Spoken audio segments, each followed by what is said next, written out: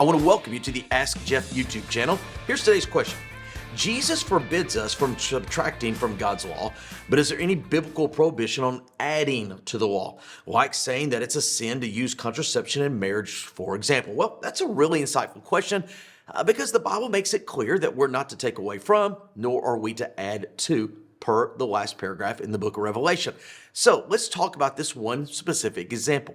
Where does the idea come that contraception is somewhat of a sinful behavior? Well, that's actually rooted in an Old Testament story where a man is with a woman and, shall we say, they are together and he does not allow for conception to take place. Hopefully that's understood by all the viewers.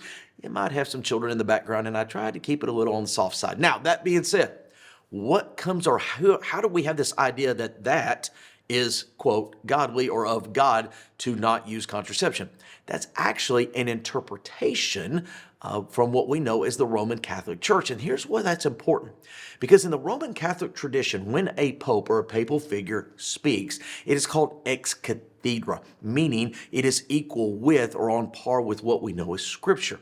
And so again, we are commanded very clearly not to add or subtract. And many of the ideas that we have that may be based on a biblical story are actually interpretations of a biblical story that we, through time and the tradition of men, have claimed to be equal with the Bible. So, very clear, we don't add, we don't subtract. And one of the things we've got to be careful with is making sure, not some pope hundreds of years ago, but even you and even I, make sure that our own preferences, our own traditions, our own way of looking things, that we never place those as equal with Scripture. Now, just for example, because I like to have a little fun on YouTube, there are those who claim that there are certain times and in certain manners that somebody has to dress to go to church, a certain dress code, so to speak. And the Bible does speak about how we present ourselves and our dress, but it doesn't say a specific type of or color of, or it has to be at a certain time and a day.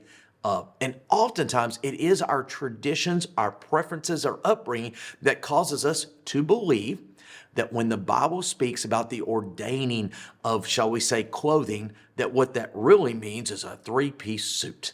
No, that's not what they wore in biblical days, but how many times have you heard somebody allude to the fact that if you don't wear a certain type of clothing, then you're not fit for church? We do the same thing with our own ideas, not just ones that were mentioned in this question. Don't add, don't subtract. One of the hardest things we can do is see the world through the Bible, rather the Bible through our world. Great question. If you have one, send it to AskJeff.net. Maybe your question will be tomorrow's. Thanks for being a part of today's daily question. Now, we answer a question each and every day. Please feel free to submit a new question at AskJeff.net. We may not have gotten to yours today, but we eventually will continue to be a part of this. Subscribe so you don't miss out on a question every day.